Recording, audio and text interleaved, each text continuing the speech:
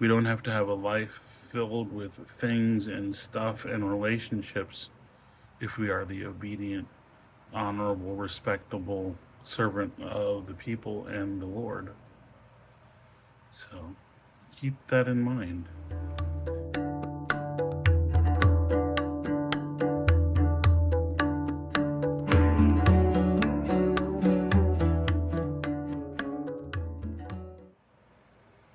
As a priest and a minister, I often get asked about biblical topics, and sometimes people ask me, "Oh, what's your favorite verse? What's your favorite book, or whatever?"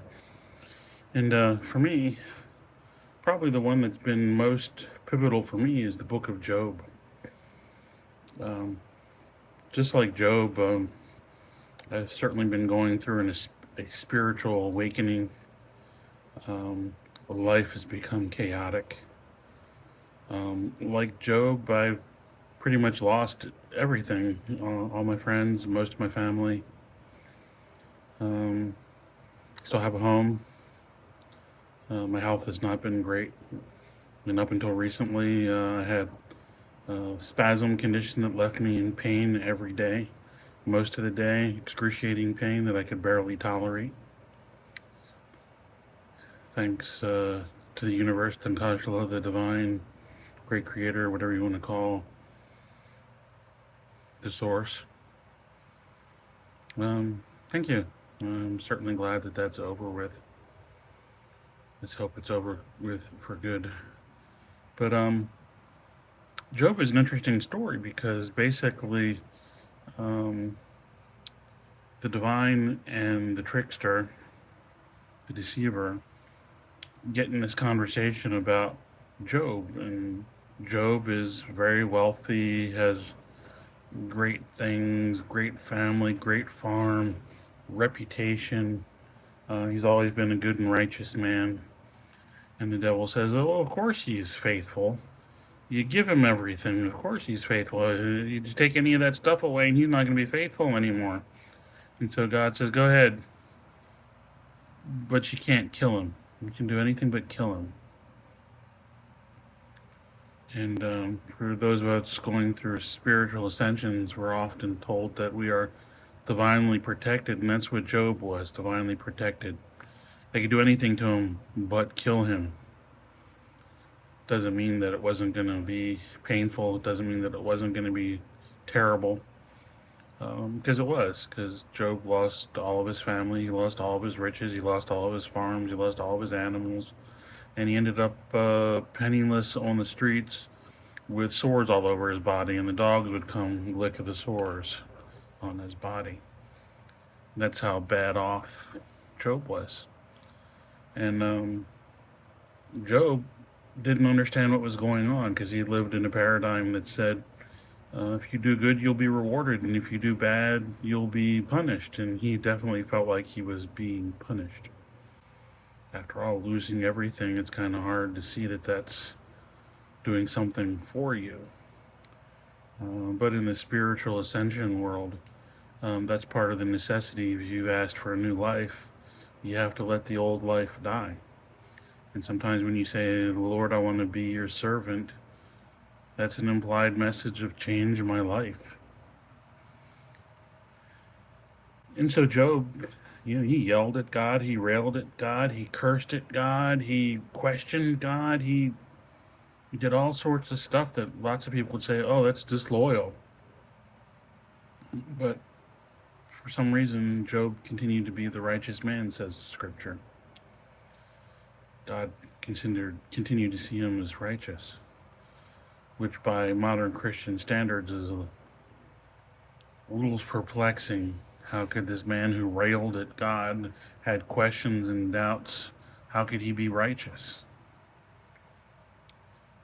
Well, eventually Job is railing, pumping his fist at God, "Why me? Why me?" And then God shows up in a whirlwind, tornado. And from the tornado, the divine speaks out, "Job, where were you when I laid the foundations of the earth? Where were you when I tossed the stars in the sky? Where were you when I created the living creatures in the deep?"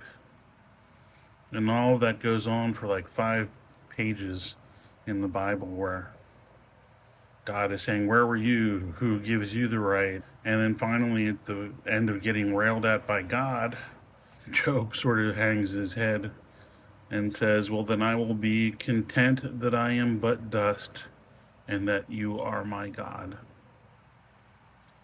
So I look at this because I feel a lot like Job. I've questioned, I've railed, yet I still feel connected to God. And that's actually the point. Even though Job was angry, even though Job was confused, even though Job had doubts, he never stopped the conversation. He never stopped believing that God was God.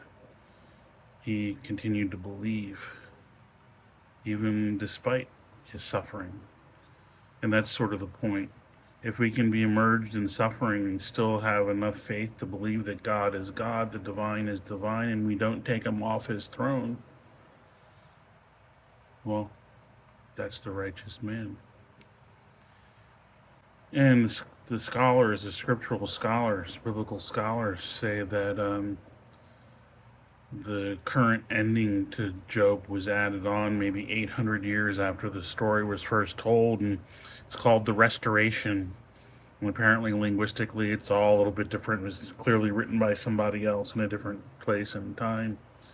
And basically, Job gets everything back. He has children, he has wives, he has a new life. Lost the old one, but he's given a new life. However, the old story, without the restoration, Job is hanging there with his head down saying, I will be content that I am but dust, and you are my God. And then the whirlwind leaves. Job is left sitting there. That's the end of the story. To me, that's a much more believable, more important ending, because that's how it ends for most of us. Most of us don't find that restoration immediately. We're left needing to know we're the righteous men, we're the righteous women, we're the righteous people who never took God off their throne. We listened, we heard, we obeyed, we honored. And despite all of our friends who came to try to tell us that we had fucked up somewhere, when we knew we hadn't. So, the word content. He didn't say, oh, I'm frickin' happy that I am but dust. He didn't say, oh, I hate that I am dust. He used the word content, which is a very neutral sort of word. And I think that's important for us to think about. That we don't have to have a life filled with joy for it to be a life of obedience.